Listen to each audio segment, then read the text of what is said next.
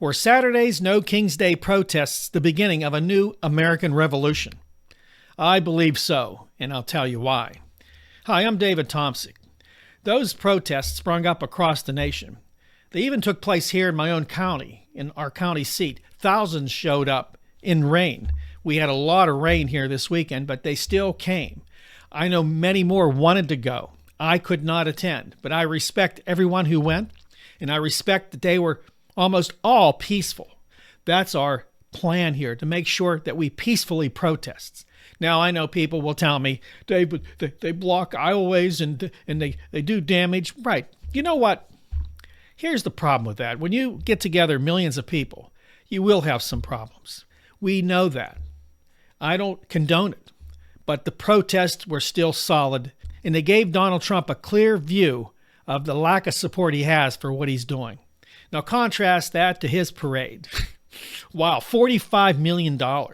Military parade, 250 years. Okay, but really, it was a birthday parade. He said that. It wasn't very good, and I'm sure he wasn't very happy. Whatever number of people showed up, he wanted to see 1,000 times that. It didn't happen. What were those people there to do? Really, to worship Donald Trump, to support him, to support his policies, immigration policies, tariff policies, tax policies, his geopolitical policies that are now leading us into another war. These are the things that they support, which we don't. So again, I appreciate every person that went out and protested. It's your right. I had a friend, I respect her dearly, and she said that she didn't agree with everything Donald Trump does, but that we still have to respect him. And I think she alluded to maybe the protests were disrespectful. I'm not sure. I have to clarify that, but I understood what she was saying. I agree that we should be respectful of the president. And of course, I hammer him pretty hard here, but it is my constitutional right to do so. I am a reporter, I'm a journalist, and I have a platform and I have free speech. I use that to point out those flaws, as I did with Joe Biden. Many people miss that. But many people can't get beyond the fact that Joe Biden is no longer president, that Kamala Harris was not elected president, and I still hear complaints about those two people. I only say that because that rabbit hole I'm closing off. Donald Trump has to shoulder the responsibilities of his decisions today, which led to these protests. So in light of what she told me, I said this, and I will say this to you. Many people who I knew when Joe Biden was president refused, and these were right-wing Christians, refused to acknowledge him as president, refused to pray for him, even though in their own scriptures that they read, it says pray for your leaders. They refused. That doesn't seem right, does it? I don't hold that against them because they just disliked Joe Biden. This is the issue we have today in this great divide. Democrats are evil. We don't believe anything the Democrats stand for. Some people don't even know what they stand for. Some people don't understand that just because you're a Democrat, you're not some evil person that wants to destroy the world and send us into communism. This is all rhetoric. This is all crazy talk. But many still believe that. So they'll stick with a fascist instead of a communist. So they're going to elect a fascist, and they're going to blame the other side for being a communist. Wasn't it Hitler that killed all the communists and jailed them in Germany before he took over? Yeah. So I'm more afraid of the fascists right now than I am of any communist that might have been here. And quite frankly, the Biden administration wasn't communist. We have to grow up and get out of that rhetoric, get out of that mindset. This is what's dividing America, a very, very divided America. So also keep in mind, and to the point that my friend made, we do have a right to protest. We do have a right to share our voices with the world. And we did. It was accepted around the world as a protest against Donald Trump. Now, our constitutional right gives us the ability to go into the streets. Donald Trump physically said with his mouth that he will quell protests. He couldn't this time, obviously, but I'm sure he will in the future. He's promised it. He's promised to stop people from giving their opinions against him. He's promised to destroy his opposition. This is nothing new. He has said this on camera, so don't deny it.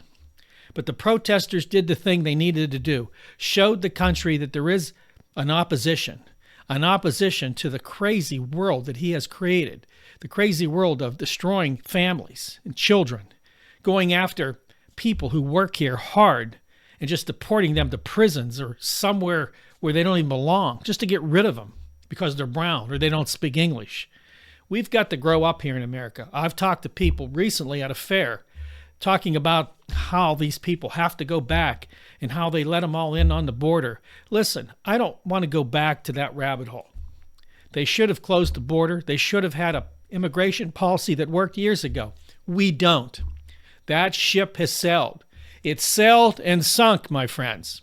What we need to do is pick up from right now, logically, and with some empathy and understanding, and with some common sense. If you are a criminal, deport those people. He promised to do that first. He did not do that, which started these protests in California in the first place. Then he doubled down by sending military in. Wrong move. By taking over the governor of California's right to handle those troops, those California National Guardsmen. He went over his head. Another strike. Why wouldn't people protest? Why wouldn't people think there's something wrong here? Because many Americans want the authoritarian. Many Americans want that fascist in office. They don't know that's what he is. They'll sit there and defend him. They'll sit there and defend him because somehow God's going to help him make America great again. They believe this. Even the more conservative people believe this. But it's not true. It'll never be true. His whole plan is to take this country and rule it. His whole plan was to make sure the world was subdued to his will, to make America great again, to make it the great American empire that's failing every day that goes by. Another thing we got to remember is Donald Trump did not have a mandate to rule in this way. He claims he did, because everybody looks at the Electoral College when it's convenient to do that. But it's the popular vote that tells you how many people really supported you. And Donald Trump won by less than 50% of the vote.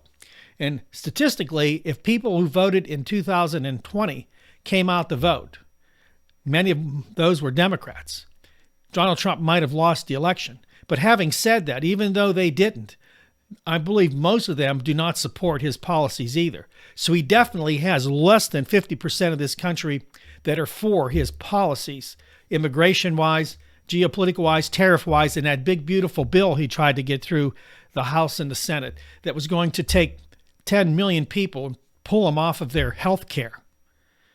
We have to start using empathy and common sense here. The people that went out this Saturday had that empathy. They saw the pain that people were suffering in this country and the pain to come. We're looking forward. This new revolution started. And the reason I believe it will continue is because I don't believe Donald Trump is going to just stop here. I believe he's extremely angry at what happened on Saturday, not just at his own parade, but across this nation. He's going to now ratchet it up. I wonder how. I really don't know. He's going to go after protesters. He's going to go after those who talk and speak against him. He'll make examples of people. He'll pressure people. He'll continue raids. He'll increase these ICE raids across the nation, which will increase protests. He's going to ratchet it up, and maybe, just maybe, he'll decide, and there's a good chance of this, to start using more and more military to quell these protests to a point where maybe, again, maybe, because this is a rabbit hole, maybe get to a point where he has to declare martial law or he has to do something authoritarian to take control because the country is starting to collapse. It's falling apart because of these left-wing communist liberals. We've got to put them in their place. We've got to take it. We'll send the military in to quell them, to run the cities, to make sure that all his opponents are silenced. Well, maybe that's true. Maybe that's true. I believe that in either case, the revolution has begun. I believe people now see the power they have. They see that they have enough behind them to make a noise, to maybe make a difference. I always tell people this, that in the Vietnam War era, those protests, whether you like them or not, those sit-ins, all that chaos that occurred, saved lives. Because we would have still been in a Vietnam War for years after that. Who knows, up through today, for all I know. But it was those protests, it was those young people, no matter who you think they were, that came out and said, that's enough. It was also those protests that helped put more light on civil rights, something this administration's trying to push back into the box. We don't need that stuff. We don't need DEI. We don't need to look at people differently. Unfortunately, for the right-wing white people, They do look at black people differently. They do look at brown people differently. That's why we need a federal government that protects us. I know everybody says there's too much government. There's a reason. If you have no environmental laws, what would happen there, people? What would happen? You think you're going to have that many more jobs and that much more oil? No, you're just going to have that much more pollution and destruction to your environment. That's why we have a federal government. That's why they must have a Department of Education. If you left it up to the states, some of these states wouldn't teach anybody anything. Believe me, some of the worst scores are in red states right now. So let's look at it this way. How do we see the future moving forward? We have to look through a prism of Donald Trump's viewpoint of the world, that American hegemony, its control of the world, is starting to wane. Our empire has been collapsing for a while, and it goes back quite a ways. Once America began to change in the 1980s, there was no turning back. Now, before I give you a little more commentary, I want to let you know that I have another channel. It's called Nights Around the Fire. It's with me, Ashley Hamilton, and Sue Taylor. It's about legends, mysteries, and myths. We talk about all sorts of things like Bigfoot, UFOs, you name it. It's a fun channel. If you enjoy that type of stuff, I have a link in the description box. Go over, watch those videos, and it's probably a good time just to go there and enjoy that stuff and not have to face all this crazy reality that we talk about here on the David Tomsic Show. It's Nights Around the Fire. Take a look at it. I appreciate it. Okay, moving forward, I think that Donald Trump will escalate this. I think there's no doubt he will. I think at some point we must all realize that the type of man we put into office, and I say we because it is a country's decision, even though only 50% or less voted for him, we all have to pay that bill back. Those people who voted for him are writing checks that all of us have to pay, literally. And he's going to drive this forward. He's going to do whatever he needs to do to take control, to quell the resistance, to prevent this revolution from taking place. We all have to keep the pressure on. And you know how you do that? You go and you get rid of these people in 2026, these congressmen and these senators that back this guy, that continue to back this guy, that give him enough power to know that no one's going to challenge him. And that's what we've got to prevent. We've got to stop it there. Now, between now and 2026, we should fear a little bit. Why? Because he knows that 2026 election may change the balance of power in the House and Senate. So before then, he's going to do whatever it takes to even grab more power, to make sure that the new Congress can't touch him, to make sure that a Democrat-controlled Congress can't thwart his mission to become dictator, his mission to be king, his mission to be in control, not just of this country, but of the pathway the world is taking, to destroy the global order that has been in place since 1945, to destroy it, tear it down, and rebuild it with him in control. We know most of the world's viewpoint of him is negative. We know they don't trust him. We know they want to stop him from destroying the global order. The problem is the American dollar is still supreme. The problem is America still has that powerful military and has a lot of influence in the world. That will continue to deteriorate, but in the meantime, the world's going to work behind his back. They're going to work de-dollarizing. They're going to work building relationships with each other and circumvent the United States. This takes time. How much time does Donald Trump have? As I mentioned, in 2026, he may lose both the House and the Senate. We know that after that, he is really a lame duck with 2 years left, which means he either has to up the ante or has to find a way to take power to get another term. Will he do it? Let me know what you think. I believe he will try.